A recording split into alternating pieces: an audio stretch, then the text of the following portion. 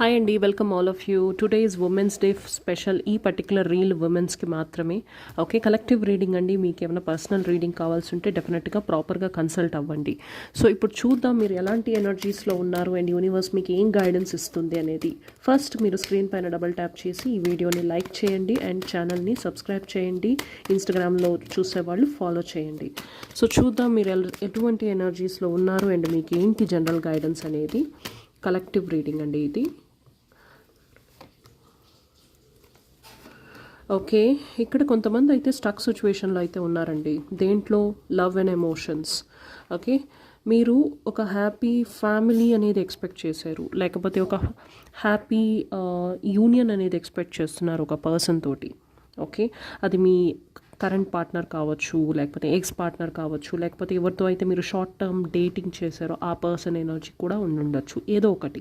Okay, so ఇక్కడ ఏంటంటే ఫస్ట్లో ఒక వైబ్ అనేది మీరు ఫీల్ అయ్యారు, ఒక ఎమోషనల్గా ఫీల్ అయ్యారు, ఒక రొమాంటిక్ నేచర్ ఎమోషన్స్ అనేది ఉన్నాయి. బట్ పోయే కొద్దీ మీరు ఎప్పుడైతే ఒక క్లారిటీ అడిగారు ఆ పర్సన్ని, లేకపోతే ఏమైనా కమిట్మెంట్ క్లారిటీ కోసం మీరు స్ట్రైట్ ఫార్వర్డ్గా అడుగుంటారు, లేకపోతే ఆ పర్సన్ మీరు ఏదో ఎక్స్పెక్ట్ చేస్తున్నారు, ఒక స్టెబిలిటీ కోసం ఎక్స్పెక్ట్ చేస్తున్నారు అన్న క్లారిటీ ఎక్కడో వాళ్ళకి తగిలింది.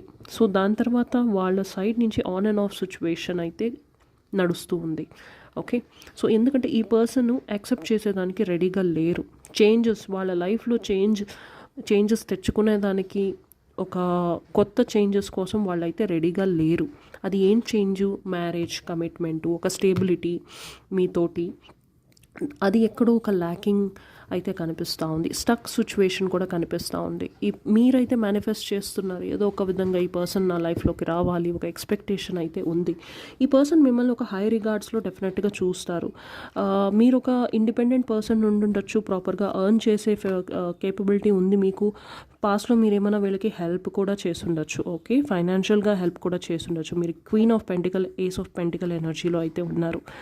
ఓకే, కొంతమందికి ఏంటంటే ప్రస్తుతానికైతే మీ ఇద్దరి మధ్య ఒక ప్రాపర్ బాండింగ్ అయితే కనిపించట్లేదు. డిస్టెన్స్ ఉంది, గ్యాప్ ఉంది. కొంతమంది లొకేషన్ డిస్టెన్స్ అవ్వచ్చు, కొంతమందికి ఈ రిలేషన్షిప్లో బ్రేక్ వచ్చుండొచ్చు.